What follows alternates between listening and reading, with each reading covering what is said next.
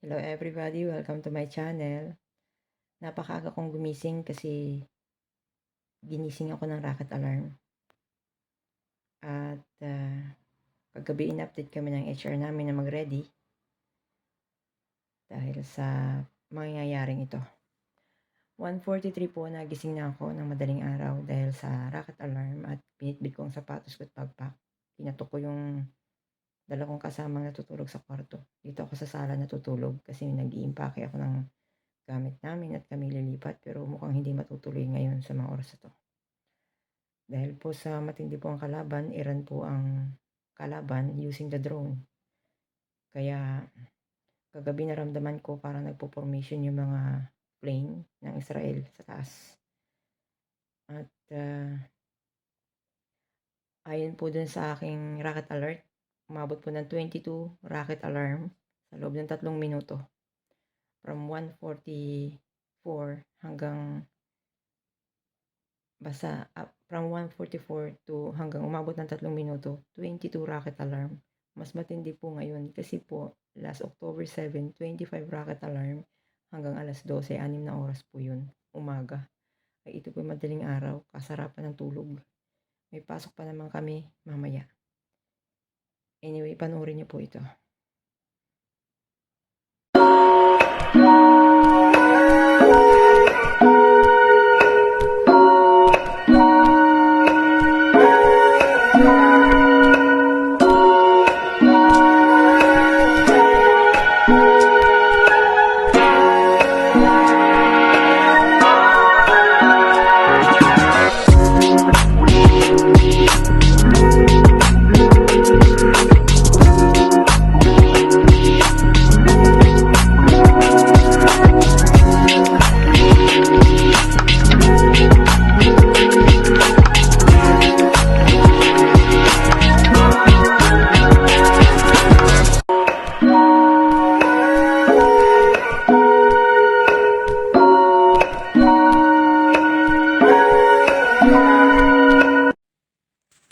Good morning po. Bali po ang aking phone ay may download na rocket alert.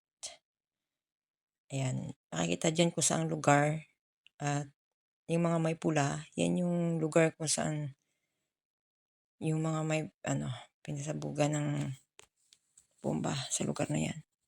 Ang nakita ko yung maraming red ay Beersheba, sa aming lugar yan. Yung daan papuntang Arad, papuntang Dead Sea. At dito sa Opakim, Dimona. Ayan po. Parang nakabaybay siya sa daan. Matindi yung kalaban ngayon. Kasi Iran po ang kalaban. Yan, yung pulang-pula na yan, tinadtad talaga nila yan. At yung Iron Dome walang tigil. Ito lang masasabi ko sa ngayon. Diyos ang hahawak sa bansang ito. Kahit ano pang mga leon ang nakapaligid dito. Napakarami pong bombang pinalipad kanina madaling araw. Kitang-kita po sa Google. Ayan po. Dahil kung gusto niyo pong makita, i-stop niyo na lang po yung aking video and then saka po yung screen. I-zoom niyo para makita niyo po. Ayan, napakadami. At hindi lang Beersheba kundi Jerusalem din po tinarget. Grabe talaga sila. Sobrang sama nila.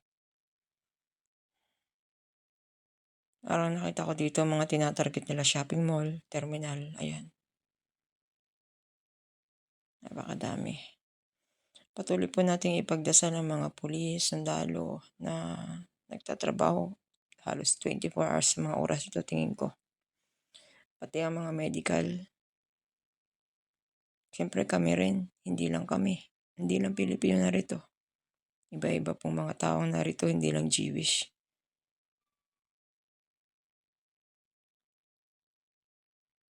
Ayan, napakarami po talaga. Bye and God bless you all.